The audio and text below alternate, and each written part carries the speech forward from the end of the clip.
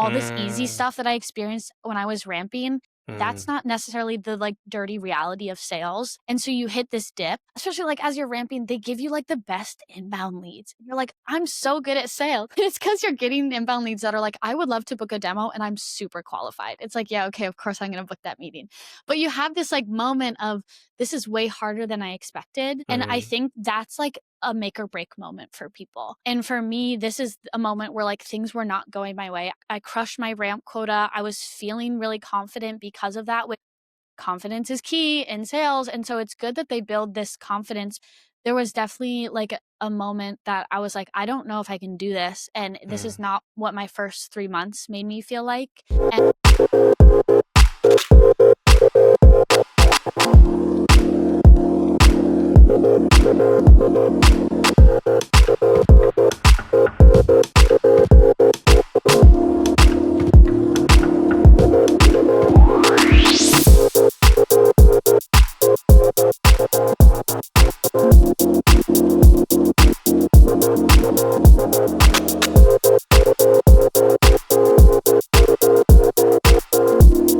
Hello, listeners, watchers, fans, and subscribers of the SDR DiscoCall Show. What is this show all about? So we live in the world of sales and predominantly in the world of tech sales. So think startups, tech companies, and all of that stuff. And there's a function within that called sales. And the thing that I'm most a fan of is sales development. And this is a function which reaches out to prospects, to book meetings, and to books in some pipeline. And I'd like you to do me a favor. If you're listening to this on a platform like YouTube, what I'd love for you to do is go down and click like. And I'd like you to do a share or a comment, because what you're telling the platform is that this is good content. And this is what I like to do in exchange of sharing out this information. So all I'm asking is just go down and hit that. And equally, if you're listening to this in your local podcast platform on Spotify or Apple or wherever you get this in the world, please do the same. But with this guest today, I'm super excited to have him on board for a number of reasons, right? So number one is this person reached out to me a few weeks ago asking if their founder of their company could come on my show. And I was like, hell yeah. So we got that in the bag. So thank you very much for that. But secondly, this person has an interesting career path, because we talk about people coming into sales. But this person had come into sales, but they went elsewhere. And we're going to find out more about that in a short moment. But guest, without further ado, could you please introduce yourself? Who are you? What do you do? And where do you work?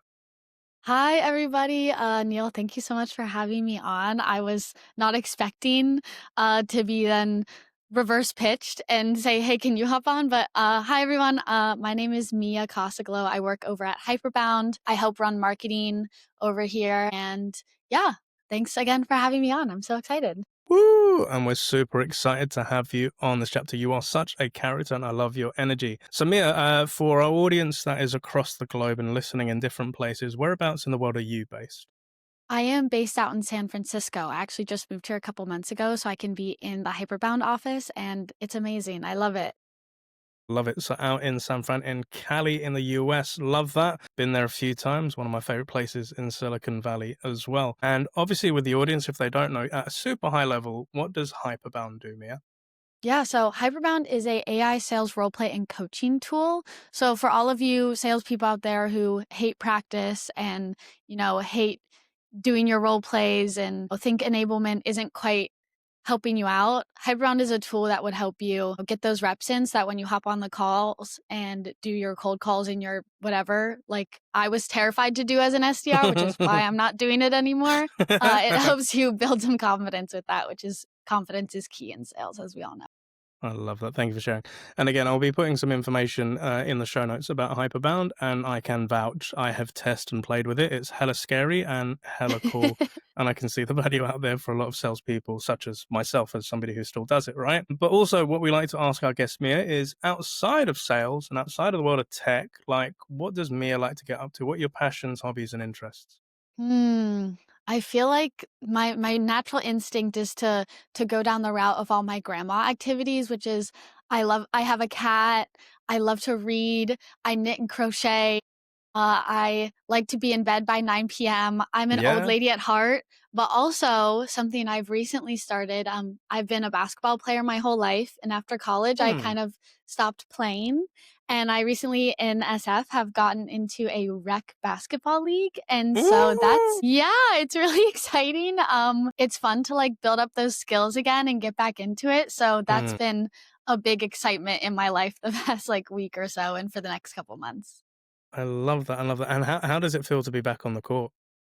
It's amazing. It's definitely really scary, and I was super nervous. It's a co-ed league, and so, I'm playing against a lot of different kinds of people, but I may or may not have dropped 20 points in my first game last week, so There we it's go. like it's like riding a bike. It's like riding a bike. I love that. She shoots and she scores. I love that. Thank you Indeed. sharing. Thank you. So what we like to do at this point of the show is we like to go to our guest's LinkedIn profile. And with all of our guests that come onto this show, you'll be able to find the LinkedIn URL within the show notes, also on YouTube and in the podcast show notes. So if you want to connect with them, pick their brains on any of the topics that we've discussed today. As we can see with Mia, she's got an awesome LinkedIn profile and she also posts a hell of a lot of cool content. And I'd highly recommend giving her a follow because, again, we're going to get into this, but going to the other side, she can give us salespeople a lot of good perspective as somebody that has worked in sales but now is on the dark side. But we'll come to the dark side in a moment. But you've had a lot of cool experiences. So obviously, if we go way back in the day, a sales associate, Dollar General, you've been an intern at Outreach.io, super cool company. You've done the SDR gig and life. You've worked at companies such as Armada, and obviously for the last year and a bit, you've been the founding, yes, and I say that again, founding marketing lead down at Hyperbound. So Mia, in your own words and in your own story, take us from the beginning as to how did you get to where you are today? Well, yeah, okay, the beginning. I feel like where's the beginning at? From a super young age, I feel like I've been slightly conditioned to believe that sales was for me. I am related. My dad is a big guy in the tech sales world. A Mm, lot of people know him. And from a young age, I've been told, you are just like Mark, you are just like your dad. And so I became conditioned to believe that like anything he did was something that I wanted to do. mm. And so from a young age, I was like, I'm going into tech sales, which like what kind of like 8-year-old is like, I want to go into tech Tech sales. sales. Who says that? But I did. And so I've always been kind of conditioned to believe that sales is something I wanted to do. I was lucky enough to go to a school that I could get a degree in sales and marketing. And I also Oh, think, yeah, so that's an interesting piece of lore. yeah. But I feel like a sales degree is not something you see very often. It's No. becoming more of a thing now. But I definitely, when I was in college, still under this brainwashed that sales was what I wanted to do. So I didn't really pay much attention in my marketing classes and was just really focused on my sales classes. Mm, And then I got an internship at Outreach where I was an SDR intern and crushed it. And so then after that, I got offered a job after college. And that's when like my real SDR pipeline started. mm. I moved out to Seattle after college and started being an SDR there. And that's kind of where the journey began. I love that. I love that. And there's so many things I'd like to unpack with your permission, like as we go Yeah. through that journey. So as you said at the beginning, you were kind of conditioned because dad was a big player in tech sales. Yeah. And at age 8, you're saying like, yeah, that's what I'm gonna go do, right? I think if I went back to age 8, I was wanting to be a fireman, a radio presenter. Gonna Wow, happen. you're Yeah. doing it. Yeah, I'm kinda doing it, right?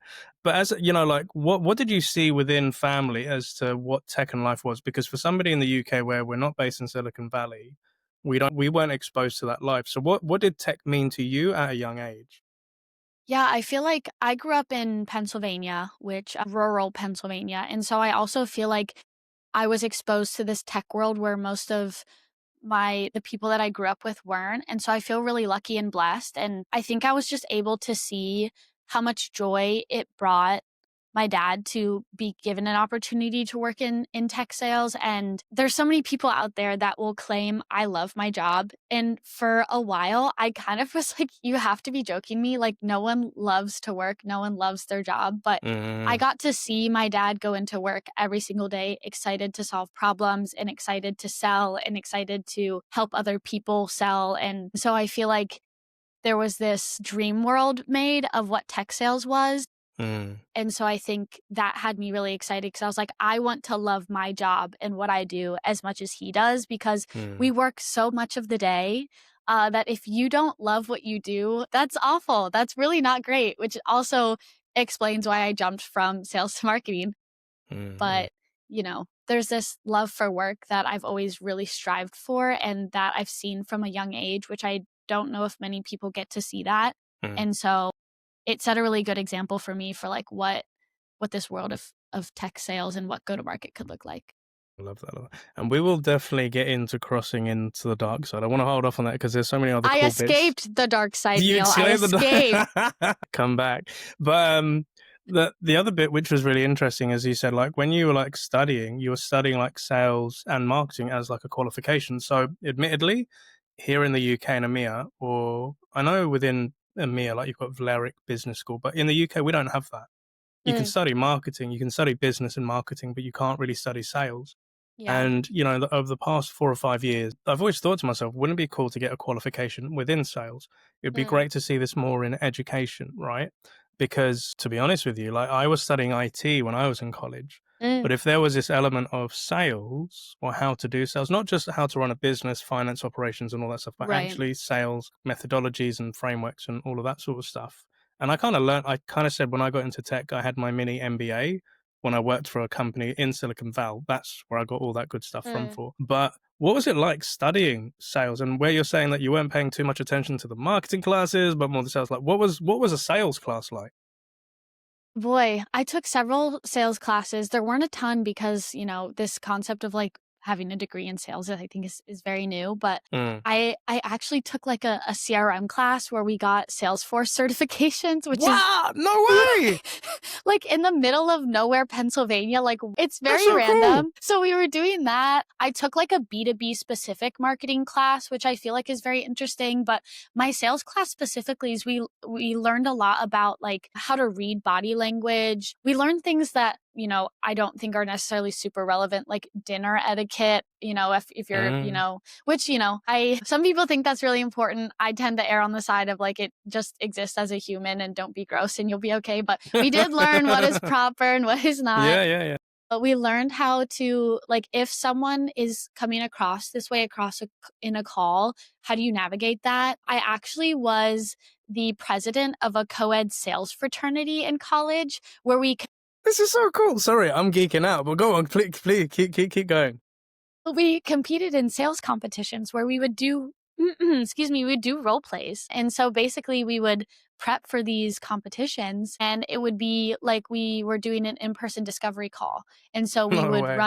we'd run disco, we would pitch our product, we would secure next steps, we'd build rapport at the beginning. I feel like it was a very textbook approach to Mm, sales, mm, mm, but I would rather take a textbook approach to sales than no approach to sales in college. It was I don't know, it was very interesting. I forget about it a lot of the time, but the mm, competitions they were stressful. They were a lot, but I think the pressure is very relatable to like what pressure people experience in sales and mm. that was very clearly communicated. So Wow. Again, with all that experience, like, I would have loved to have gone there. Like your boy got kicked out of college twice, never went to mm, university. I went into work because I think what you were learning there, I'm geeking out as a sales trainer. Like you're doing discovery calls, next steps, role plays.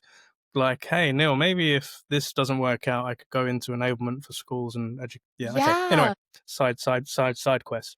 But like from my point of view, like the things that I've learned in sales or trainings and everything from others or when in companies, for me that was teaching me life skills. So like as you said, Mm, communication and etiquette. Because truth be told, when I went out to my first tech company, I had no idea about dinner etiquette.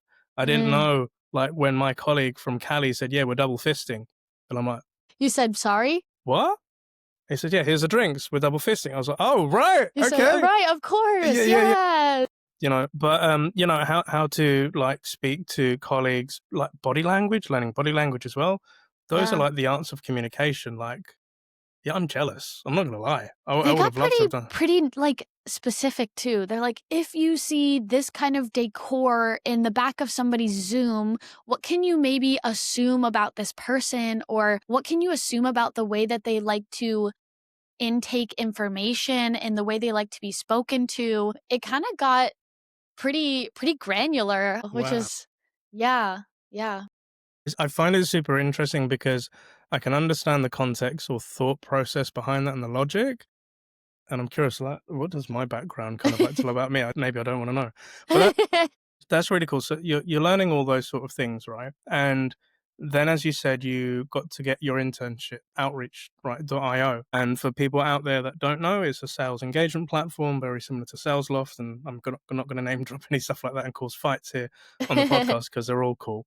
But when you went into that internship, so you basically had a lot of great theory as well as some practicing of stuff that you see in that world. And now you're coming into an organization on an internship level to see that happening in reality. What was that experience like? Even my interview process for this was, I think, very rare and kind of, I had to work pretty hard for it. For context, my dad may or may not have been the VP of sales at Outreach at the time that I was trying to get this internship.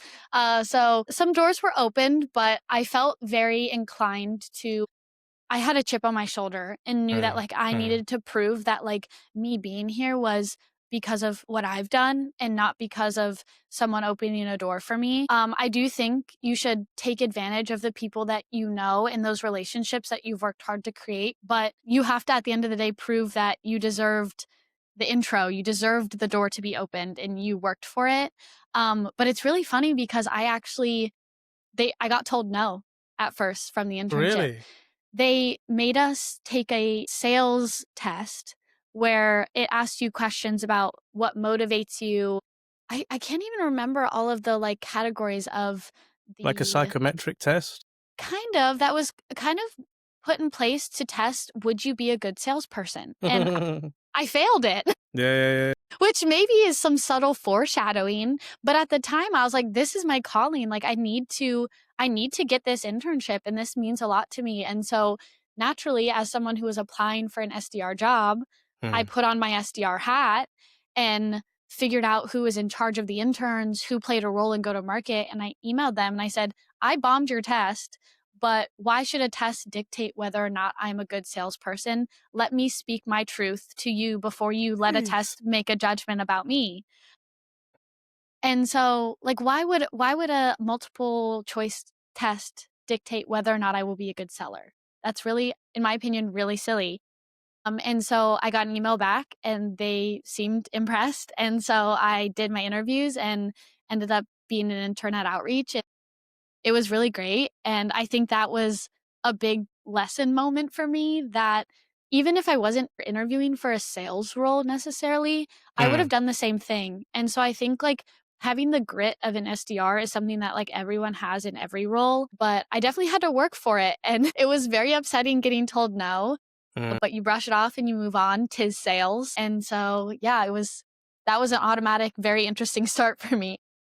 I love that. And again, so many elements and like layers to that, Mia. Like the first one that I'm hearing is obviously, again, dad may or may not have had a helping hand, but from what I understand, that young Mia looking up to dad and thinking, that's where I want to go, that's what I want to do, but not wanting to be in their shadow. When you come in, you want to do this on Mia's merits, right? You want to do this on your hard work. And I think, again, I can share a similar story as to.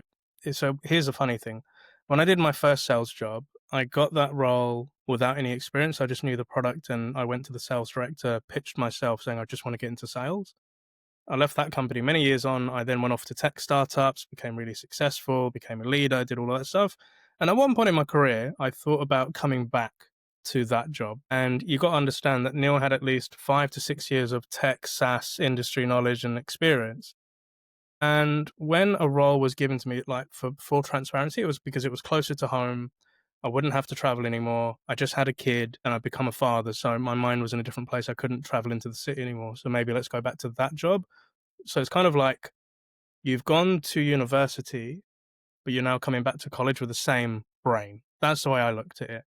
But they made me do one of those multiple choice questions and they told me that I failed and I just didn't have the DNA of a salesperson. So I think what we call it in the UK is an OMG assessment. It's a sales Mm, assessment. mm. And I kind of looked at the test. I was like, screw that, man. I know what the hell I'm doing. I can do it. Don't Right. need your job. And they tried to really, I would say, what's the word? Offend me with the offer of job that they gave me, saying that rather than paying me what I'm worth, they went really direct. And I was like, not happening. So I went back to Yeah. tech and all of that. But yeah, a test doesn't define you. Neither does a multiple choice. Because again, it's you, the human, the creative side, the way you're speaking, the way that you put yourself forward, and it's the way that you sell yourself can also play a very big part in that. But I loved Yeah. how you said, and you were honest, that when you got told no, you're like, okay, that hurts, but I'm going to do something about it Yeah. and I'm going to contact people. And in essence, what you did was you acted like a salesperson. You were hit with the Right. objection for no on the deal, and you came back and you resold the deal yourself, and then you got Mhm. in. Is that right? Yeah, that's totally right. It helped that in doing so, it further proved that the test was wrong and that I Mm-hmm. would be a great seller. Mm. It Luckily, I had to put on an SDR hat to prove that I would be a good SDR. It works perfectly in my favor.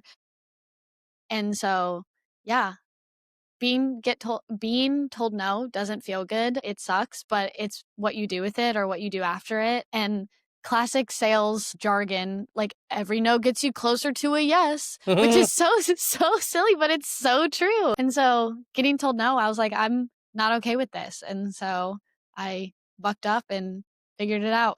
You did indeed. And what I'd love to do is just go back to your LinkedIn profile, like this stint that you had within Outreach. I think you've got some impressive stats. So let's just see again for our listeners and watchers, or watchers. If you want to go into our YouTube channel to watch this, you can watch this in 4K. But if we go down to Mia's profile, so we can see here, started my sales career as one of the most renowned sales shops in the tech industry. Hell yeah. Set a record for most sales accepted leads gains in the first month in work of hours, quota 1, actual 5, averaged 110% quota post ramp, improved MBR from 2%, happened during my 4 month. I love how you're detailing this Mm, because a lot of people, when they come in for job interviews, the not mistake, but thing that I see that works against them is they just say what they did as their day to day, not what did they achieve. Because as a former hiring manager, I would be looking as to what cool stuff did you achieve there that I can then transfer in to this company. So I love how you did it. Consistently hit exceeded your daily KPIs, work closely and paired with A's to target key accounts, learn more. But you've got a perfect profile. Like I would have hired you, like just seeing this, right? But this is obviously all the stats and stuff and what you achieved. And again, congratulations for that. But tell me, what was that life, the actual experience like for you, Mia? Yeah, I am someone who really appreciates and loves structure, and boy, did the outreach sales org give me structure. Um, my day looked like getting into the office at 7 a.m. and hitting the phones at 7:30 a.m., which most of the time I'm barely awake at 7:30 a.m. I Mm-hmm. had to get used to that really quick, but outreach provided me a lot of structure that I think led me to be a really successful SDR. And so I was really grateful for that. I also may or may not have had like a great sales coach that was a phone call away at all times. But I think in being an SDR, I learned a lot of really valuable skills and I got really good at it. Granted, I in my profile it does say I hit a 2% MBR, which is trash. That's quite bad. So there's an interesting story there of like how I got it up and what that looked like for me. But I think the biggest realization I had there and at my next company is, you can be good at something, but that doesn't necessarily mean that that's what you enjoy doing or what you're meant to do. Mm. And I think that's a really big thing. I'm someone who I hate to lose more than I love to win. I am obscenely competitive. I am grotesquely competitive. I hate to lose more than I love to win. Mm. And so when I was losing in sales, I was like, heck no, like missing quota, I don't do that. I don't lose like that. And so no, no, we don't lose around here. And so I think it wasn't a love for sales that pushed me to be good at sales. It was a love for winning and a hatred for losing. But I didn't love being in sales, which is why I started to wiggle my way into marketing. But I'm very Mm. grateful for Outreach, and I learned a lot, and I was a really freaking good seller. And so there's a lot to take away from that, I think. Hell to the yeah. And the thing that you're exuberating right now is this element of confidence, right? And this grit, this want, this hunger, which is, a really great trait to have within sales or Yeah. whatever profession career that you have, right? But from my own experience, that stuff doesn't always come naturally. And there are Mm, some times where you do get those L's and it does hit you hard. So I'm curious to know, like, what did it take? Because, all right, let me give you an example. Some people say to me, Neil, you sound really confident or you're really good at this. And I always say to them, everything you see now, once I was the complete opposite. yeah. And it's been a hella journey to get to that point. I'm curious to know, like, how did Mia build this confidence? How did you Mm, build this hunger? And what did you do when shit didn't go right? mm. There's a at Outreach, you ramp for like 3 months and then you are like, "Have fun. You're in the deep end now." And I Mm, did really well while I was ramping, but usually once you are at like, "Oh, I have," there's this like weird thing that happens where you build confidence through ramping, which, ramping is typically a little more attainable to do because, whatever. mm, And so you build this confidence while you ramp. And then you're like, oh, I got this. Sales is easy. Being an SDR is easy. And then what I experienced and what a lot of my SDR friends experienced was like an oh shit moment of, wait, this is way harder. And all this easy mm, stuff that I experienced when I was ramping, that's mm. not necessarily the like dirty reality of sales. And so you hit this dip, especially like as you're ramping, they give you like the best inbound leads. And you're like, I'm the shit. Like, I'm so good at sales. It's because you're getting inbound leads that are like, I would love to book a demo and I'm super qualified. It's like, yeah, okay, of course I'm going to book that meeting. But you have this like moment of, this is way harder than I expected. And I Mm, think that's like a make or break moment for people. And for me, this is a moment where like things were not going my way. I crushed my ramp quota. I was feeling really confident because of that. Confidence is key in sales. And so it's good that they build this confidence, but there was definitely like a moment that I was like, I don't know if I can do this. And this is mm. not what my first 3 months made me feel like. And this is when I hit my 2% MBR. And I had a one-on-one with my manager, who I love very much. I'm going to shout out Jake Bradley till the day that I die because he is the greatest manager I've ever had. And he's a great salesperson and a great person in general. But he looked me in my eyes and he's like, if you don't get this up, you are not going to hit quota. Like something needs to happen right now or else Mm. you will not make it. And my competitive spirit came out and I was like, I can't lose and I need to do this. And so I reviewed a bunch of calls with him. I spent like 3 or 4 hours on a Saturday listening to calls with my dad and came to the very quick realization that the more AE level discovery I did on a cold call, the worse that I did, the less meetings that I booked. This Yeah. is something that I will preach and preach and preach to SDRs till I die. We were required at Outreach to get a certain number of hit certain letters in MedPick in order to consider it qualified in order to book a disco call. And I went knee deep in that and was asking questions that I had no business asking as an SDR. We're listening to my calls and my dad is like, dude, why are you being an AE? Your job is an Mm, SDR. Your job is to book meetings. Make sure the meeting's qualified, but then like move on. And after I made that adjustment of like, I'm going to get the information I need to make sure this meeting is not a waste of time. And then I'm getting out of there. I started crushing quota again and I had one of the highest MBRs on the team. And so it's just like, that was a moment for me of like, I need to dig my heels in, mm. uncover what the problem is, and then Yeah. quickly fix it or else I will not make it as a seller. And Mm, I think that was honestly like from salesperson to salesperson, SDR to SDR. I think that would be my biggest like aha moment is like, mm. do not go crazy on the disco if your job is to book meetings. Make sure it's qualified and have good conversations and ask questions. But once you know what you need to know, book the meeting and move on to the next. Wow. Yeah, there are so many like fireworks going off in my head within that journey. So, building that grit within yourself, like you've got this winner, I want this winner mentality, but also that element of hitting that rock bottom and the shit hit the fan. And then coming to what I love, you coming to the manager, having that discussion with them. The key thing that I wanted to put out here is sometimes I don't see this with everyone that I work with is you're willing to put the work in Mhm. to figure out how this stuff is supposed to work, right? Some Mhm. people may hit that reality of after coming out of ramp of, oh shit, this is real life. I've got to do this. I've got to roll up my sleeves. And I say to a lot of people, like, you know, there are different companies. You've got startups, scale ups, and like IPO on the way there. And on the other end of the spectrum, everything's process driven, everything's defined and done. Scale Mhm. ups, it gets a bit more serious, you know, things a bit more rigid. We've got some cool people. But in startup land, you've really got to put your sleeves up, and it's not for everyone, right? Mm. But you could either run from the problem and just say, do you know what, this isn't for me, let's drop this. And I've seen Mhm. that with people, and it's cool if it's not for you.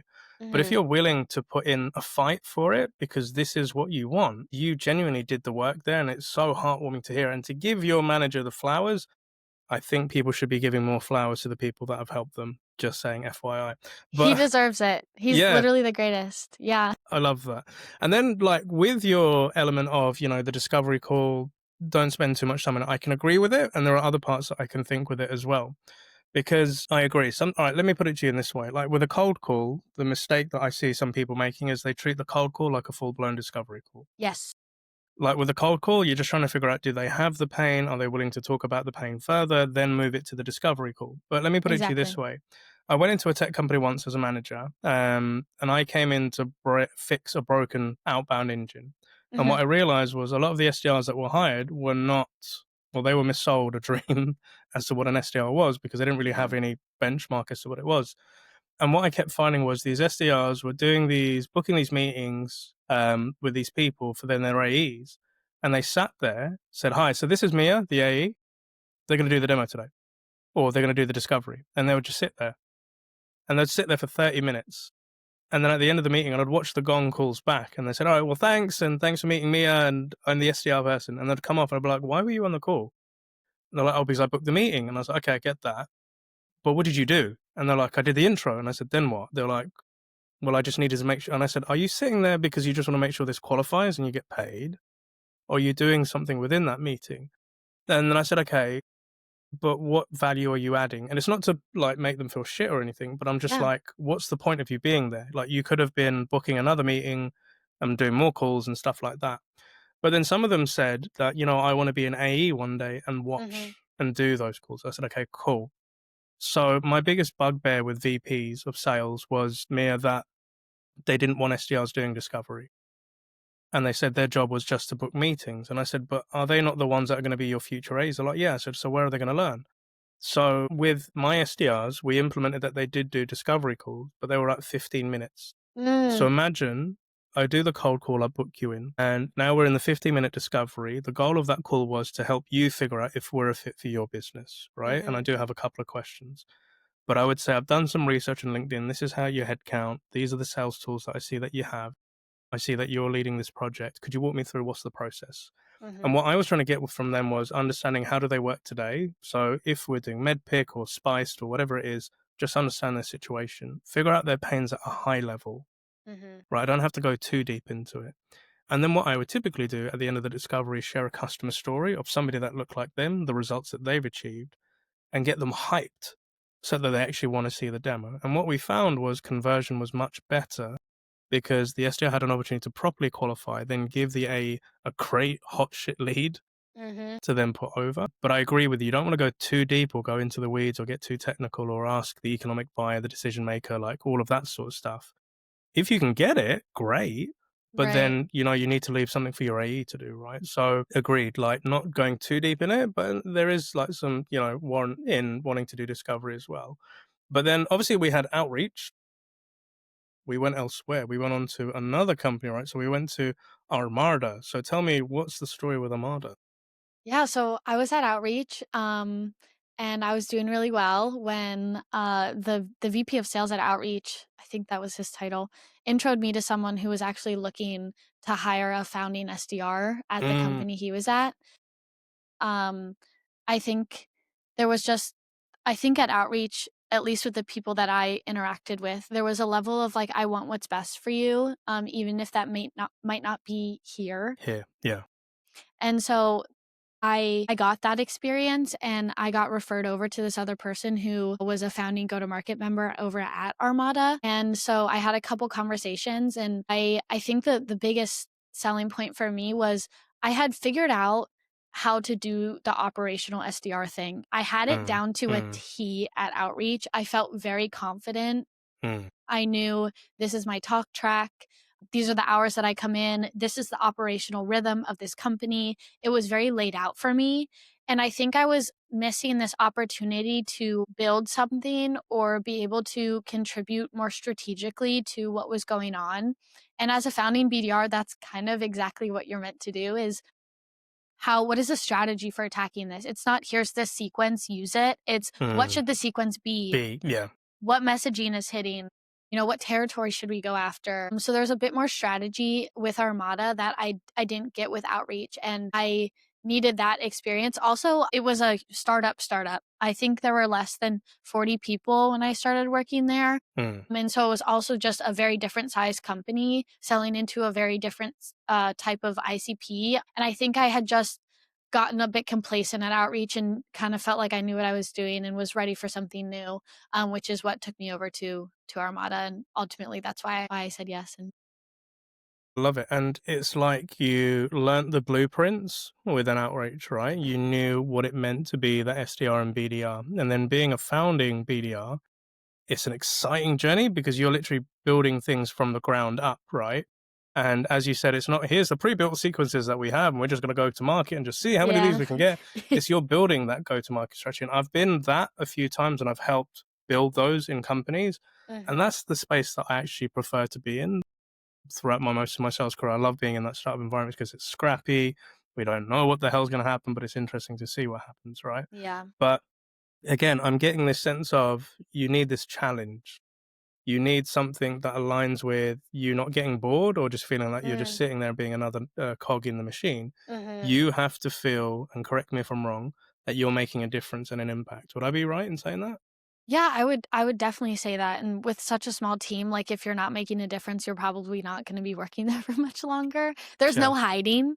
Yeah. And so I think I was looking to be challenged in a role that I felt really confident in. And like you said, like I learned what was good at Outreach. Mm. I knew what it meant to be a good SDR, and I had developed really good habits as an SDR.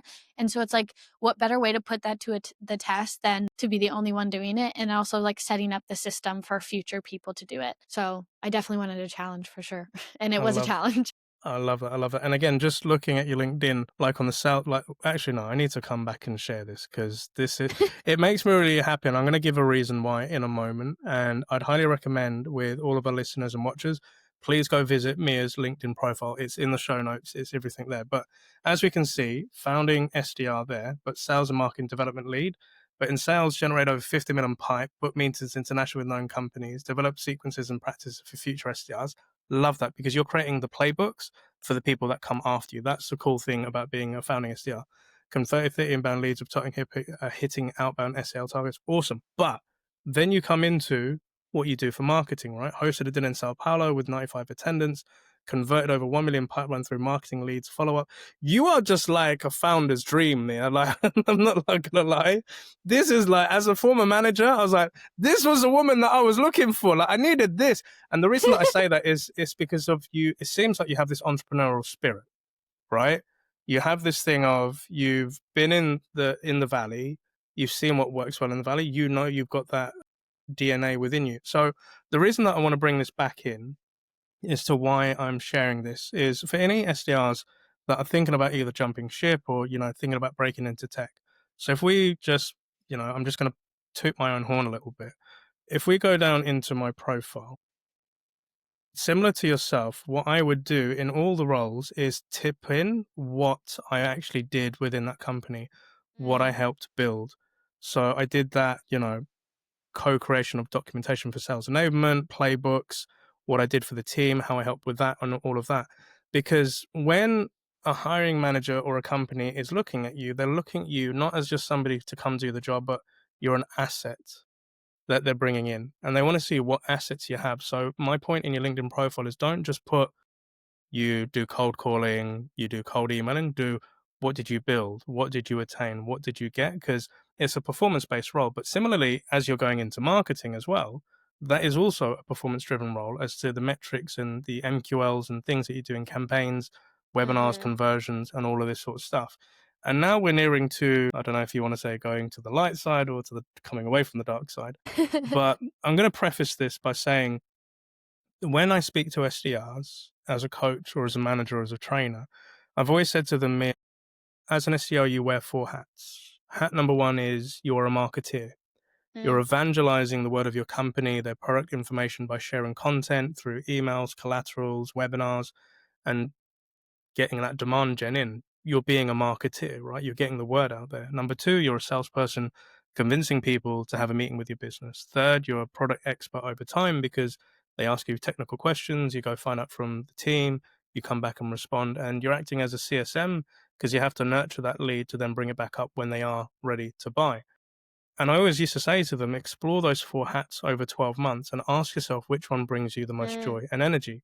And this might sound counterintuitive, but sales and hitting numbers and targets was great at first, but it didn't excite me. And it still doesn't today. I've more loved the content creation, the getting the word out there, doing the event, doing a podcast, creating clips. I've always had that side to me as well that I've liked. And I've also sometimes even thought about maybe I should make the jump and just go into mm, marketing. And I've worked with some super cool marketeers and CMOs, and I've learned so much. Like my first ever CEO, Teen, who is this CEO at Zora, he was Salesforce's first CMO. He was mm, employee number 11. So he knew about go to market and the message and all of that. mhm. Now that I've prefaced this with, in other words, I love marketing and I think it's a really cool place to go into. Talk us through that journey of you making the shift. Yeah. I think it was at Armada that I started to realize, like, just because you're good at something does not mean that it's enjoyable and it's something that you love to do. Hmm. In full transparency, I had a really hard time at Armada for a multitude of reasons. I just was really struggling in this founding BDR role. And I think I just started to realize, like, when this is good, how much joy is it bringing me? And when this is bad, how much joy is this bringing me? Mm. Both weren't great. Like, even when I was hitting quota and doing well, there was always this voice in the back of my head that was like, it was a hoax. You're not that good. There's like Mm. this level of imposter syndrome with sales that happens all the time because you're constantly starting over. Every month you Mm. start over. And I think there was this mental battle that I had kind of figured out at Outreach that crumbled when I went to Armada, and it made me really like sit and analyze where I was at and what I wanted. I kind of thought through, like, what are things outside of work that bring me joy? And are there pieces of that that I'm getting in my job? Because I also agree with the statement that, like, you shouldn't make your passion and your hobby a job, because I think you lose kind of the ultimate joy that like a fun hobby brings you, and it's a hobby Mm. for a reason. But it's like, how can I take my favorite pieces of my hobbies and, put them into work, and what does that look like? And am I getting any of that? And the answer was no. And I just went through a couple of months of not being that happy. And I think I started to analyze, like, where can I put these little hobby speckles that will leak into my job? And I Mm. realized that was in marketing. I would consider myself a pretty creative person outside of work. And I wasn't I wasn't allowed to exercise those creative juices at work with sales, which Mm. I'm sure there are people who have figured it out, but I wasn't interested in figuring it out at this point. I was mentally pretty tapped out. Mm. That's when I started tapping into marketing projects at Armada because it was such a small team. And another person I have to shout out is Stephen Farnsworth. He was a person that I worked with over at Armada, and he's great. And he was very influential to me. And he was like, I know what it's like to work at such a small company. Like, dabble in everything that you can while you're Mm. here if you have the time for it. If there's a path that you want to go down that maybe isn't sales, we want to nurture that and we want to give you the space to explore those things. And I don't think that's something that a lot of people are willing to let their employees do. So shout out, Steven. You're also amazing and great. Mm. He gave me the space. And when I came to him and I was like, I am nervous to tell you this, but I don't think I'm I'm happy with sales. He was like, what can we do to get you happy? And where can we pivot you so that you are happy? And that's when I started tagging in on marketing projects. I started really small and just like was helping write blogs and was helping coordinate events and do stuff like that. And I was like, why? I allocated a couple hours a week to doing marketing stuff because at the end of the day, I was still carrying a sales quota and Mm-hmm. couldn't neglect that and didn't want to neglect what I had been brought on to do. And so I was like, why are the like few hours a week I'm spending on marketing consuming all of my thoughts when I'm doing sales? Like, all I'm thinking Mm. about is what's the next marketing thing I could do? Could I tag in on this? What if I got this sales thing done really fast so that I can go back to what I was doing with marketing?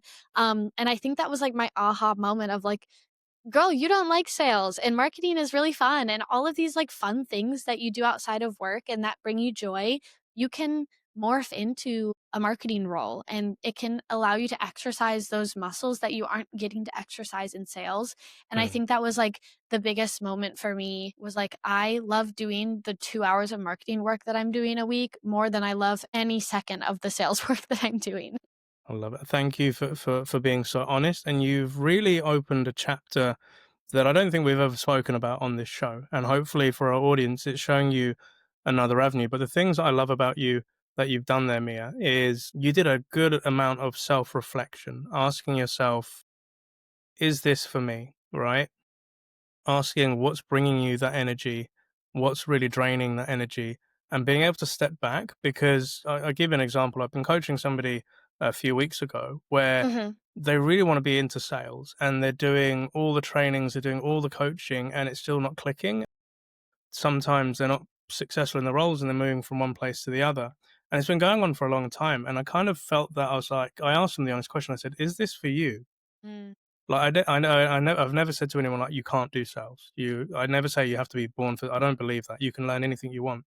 But I agreed. felt this person was pushing themselves so to be perfect and get everything right that that was their kind of downfall. And I just said to them, let's forget sales for a moment. Let's forget all of your bill. Let's say all of your bills are paid and you don't have to worry about nothing. If you could do something else, what would that thing be? And they were kind of stumped. And I said, like, what about? So we found is they loved helping people. So I said, what Mm, about teaching? mm, Community based stuff. Like, let's just say we can park sales for like another year or 6 months. We can always come back to it. But I mm. think you're draining your energy trying to be perfect in this thing where you can actually go flourish in something else and then come back to it if you want. But I love how you were reflecting and asking yourself those hard questions because, again, we have our ego and we have what we think we should be doing, but being honest with ourselves as to should we really be doing this? That's a hard conversation to have. And I think the other beautiful thing is you taking the courage and saying to them, I don't know if this is for me. And I think that takes a lot of strength to do. And I've done it once or twice in my life. And it takes a lot of cojones to do that, especially when you're hoping things are going good. But I think the beautiful thing that you had with your leadership is what can we do to get you happy? Where can we pivot you? Because I've had that thing where, I've gone through a rep and we've gone to that unfortunate thing called a PIP. And I would say to them, I don't want to put you through this, Yeah. but I'm going to have to because it's either going to end in two paths. One, we finally get back on track. We know where we're at and we know we're doing this. Or we get to the end of it and you realize, I'll still get you on track, but you may come to the realization of this isn't for you. Right. And I would be happy either way. But if we do get to that track of this isn't for you, let me help you by getting into another department Mhm. or let me be a great reference for your next company or role. And I've met a lot of SDRs and hopefully they still listen and watch to this that are no longer SDRs, but they've gone into marketing, they've gone into CS, they've gone into founding their own business or something like that. But I think you have to go through that path and let go of the it has to be perfect in this because everybody else is doing it. Right. You have to do it right. But also where Mia is also finding that joy in those 2 hours per week in those projects of doing marketing things. Truth be told, like somebody asked me the other day, like if you weren't doing this, sorry, like sales, coaching and training, what would you do? I said, I'd be podcasting all day, bro. I'd be making music and doing music videos. I'd be creating clips and reels. And, somebody DM'd me on Instagram on my profile at HappySelling.io, FYI, follow us. And they said, hey, you create some really cool content. And the question was, do you plan all your content or do you do it ad hoc? And I responded to them. I said, everything you're seeing was planned a month ago and scheduled a month ago. And yes, I do ad hoc in between for anything that comes through. Mm. And they said, that's really impressive. And they went on to say, we help coaches create content so they don't have to worry about the content creation. And I said, not for me. I said, Mm. I actually enjoy creating the clips. I enjoy doing the editing. I love putting the aesthetics. And this is stuff I've learned from marketeers. And I think, oh, let me try and do that and create that. I enjoy this stuff too much to Mhm. outsource it, to my own detriment, because it is hella busy and it does stress me out sometimes. Finding that joy, that's where I can, if I've had a hard week of sales coaching and talking to a lot of salespeople, zoning out for a couple of hours on Canva or on an editing tool or going on to CapCut, Yes. I can zone out for hours and just Mhm. have fun with that. I don't know. What Yeah. about you?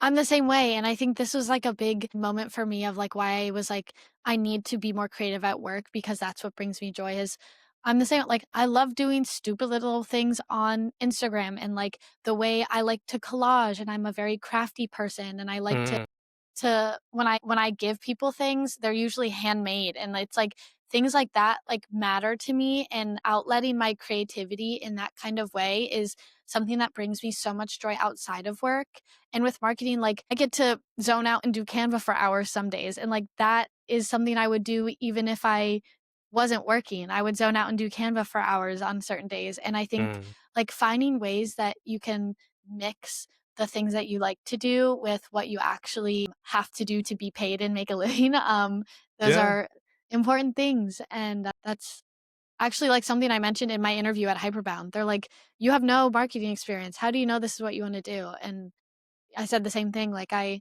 make stupid collages on Instagram, and I do this, and I like to if you look at my LinkedIn, it's very genuine to who I am and my voice, and writing and making those videos and doing that kinda stuff brings me a lot of joy, and I would Mm, happily sit down for hours and do that in my own free time. So once you find something that you would enjoy doing even if you weren't doing it for work, that's, mm, like, I think when you find, like, the sweet spot, and this myth of, like, "Oh, I love my job," it doesn't become a myth, it becomes real, and now I'm one of those people probably where people look at me and they're like, "You say you like no one loves their job, girl, like, you're saying you love your mm, job, but there's no way that's true," and I'm like, "It is, it's real, you'll find it one day, I mm. promise." 100%. And I think I agree with you on the loving your job bit, but the phrase that's going through my head nowadays, it's not so much as my job as I love my craft, Mm, right? I love my craft of creating things. I yes. love, like, for me as a musician, as a rapper, I love putting a song together, coming up with the lyrics and practicing putting it out. When I'm sales coaching and I'm doing a sales thing, I love putting the presentation, holding the crowd and performing in front of them. It's my craft.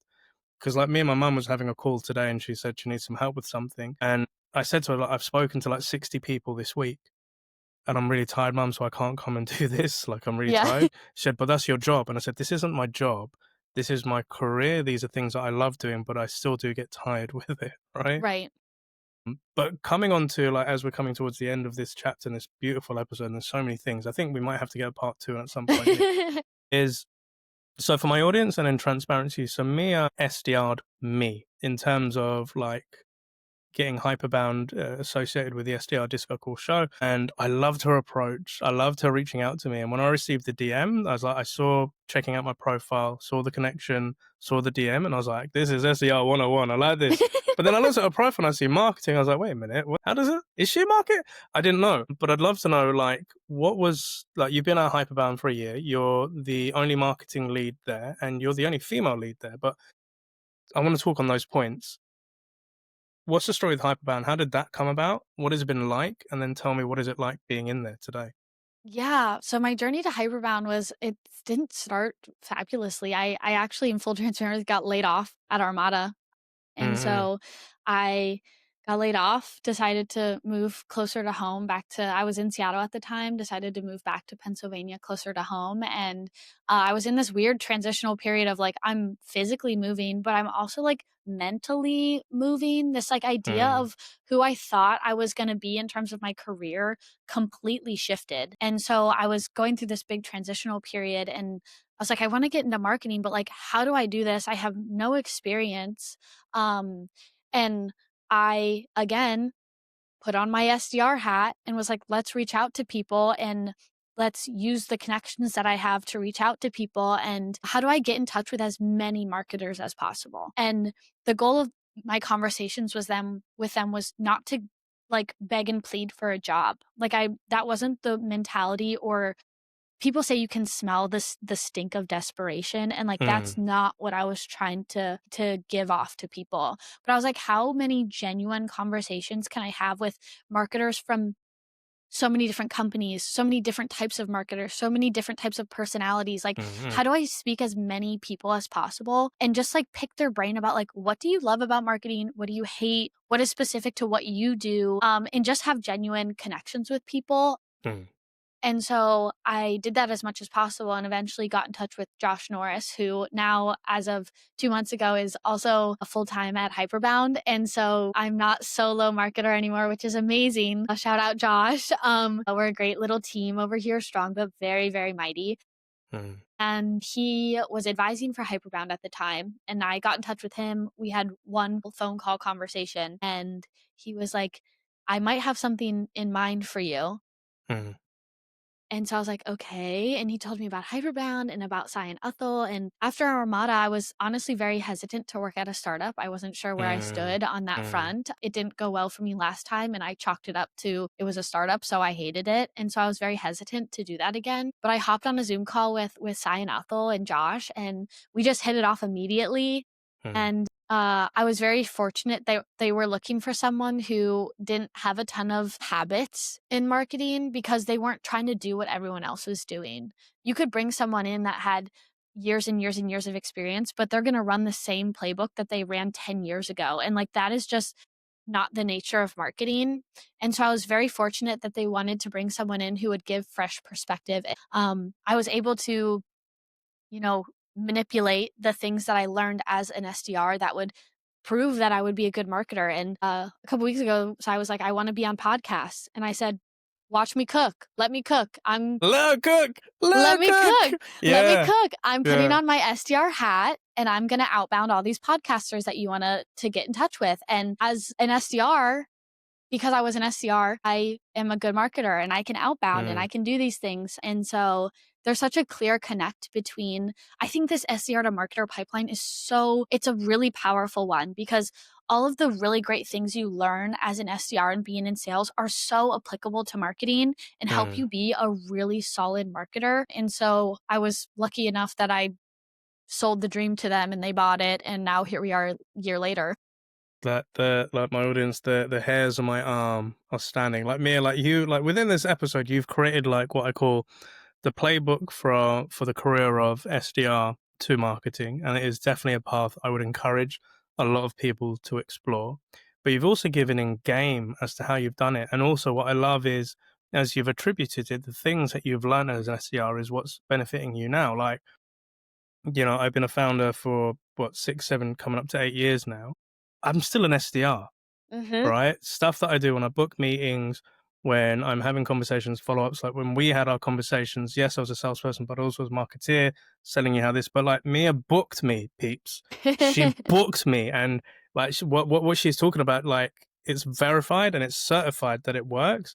And I just loved your approach. And that's the thing with like lots of people can outbound, they can message, they can do all these sort of things, but it's the vibe that you bring in that communication and the Mm, vibe from you from day one, like to toot your horn, has been on point. thank So, you. after we did our podcast with Sai, I was just like, I need to get Mia on, right? Because she's such a cool person and you've got a lot of talent in there. And yeah, it's amazing to see it in action and like a salute to you. Like, I've really enjoyed this chapter here today. So thank you so much for coming on board. I have to throw it right back at you. Right back at you. When we hopped on our intro call with Sai, I was like, this dude knows his shit and he's so fun to talk to and he brings Ah, great energy.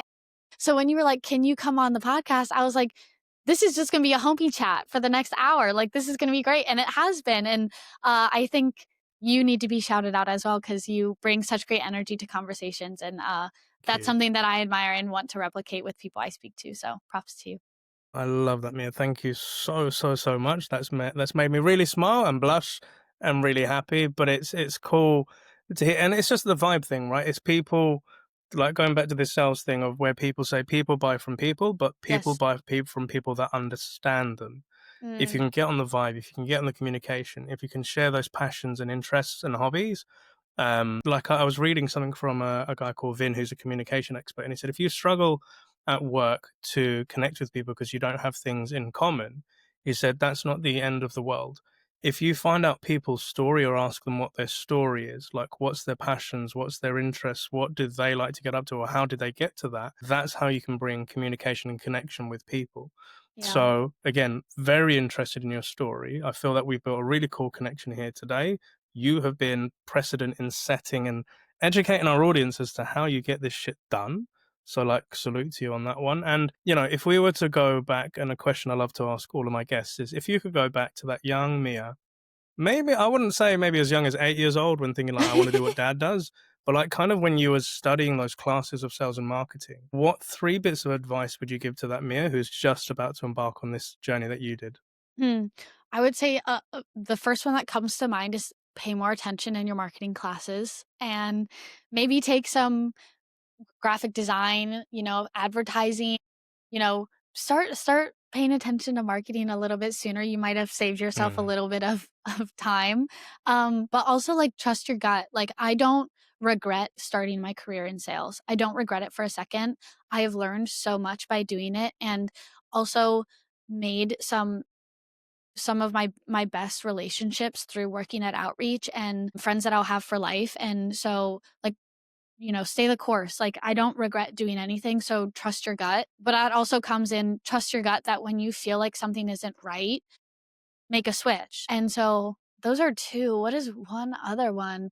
I would say like just continue to like really embrace your authenticity. I think something that makes me a powerful marketer, and something that makes you a powerful marketer, Neil, or just a person is that mm, like I feel like there's such like a genuine energy that comes from you. And I like this is an energy that I'm very intentional about putting off as well. mm, mm, Um, and I think it's very easy to try to stifle it to fit into some kind of corporate mold or to be more mm, professional or to come off in a certain way. And that's just not the game that I play.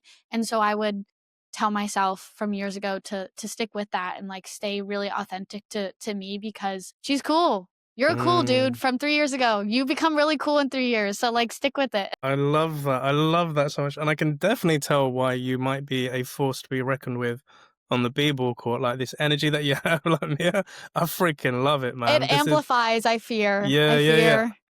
No, no, like let it amplify, let it be you. Like you said, to be authentic is to be comfortable in your own skin and who you are. And sometimes you have to go through a lot of different layers and experiences in life to finally get it. I would say, look, I've hit 40, right? But I feel I'm the most confident and Ugh. comfortable person in who the hell I am. Yeah. And if people don't like that, that's their problem, not mine. Yes, But as long as you are true to yourself, that's where you kind of find happiness, right? That's where I you agree.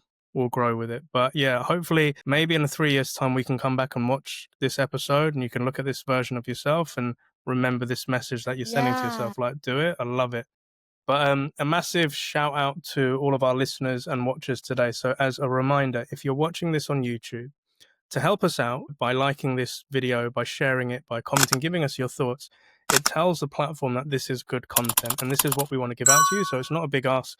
Make sure you do so down below. And if you're listening to this in your local podcast platform, please share, give us a rating, share this episode with other people that you think are doing the SDR gig and thinking about going into marketing. They don't know. We've got Mia's playbook right here for you to listen to. So make sure that you do that. But Mia, again, thank you so much. It's been a privilege and an absolute pleasure. I wish you a great week and most importantly, happy marketing. Ooh, happy marketing. Welcome to the light side, everybody who's gonna switch. Welcome.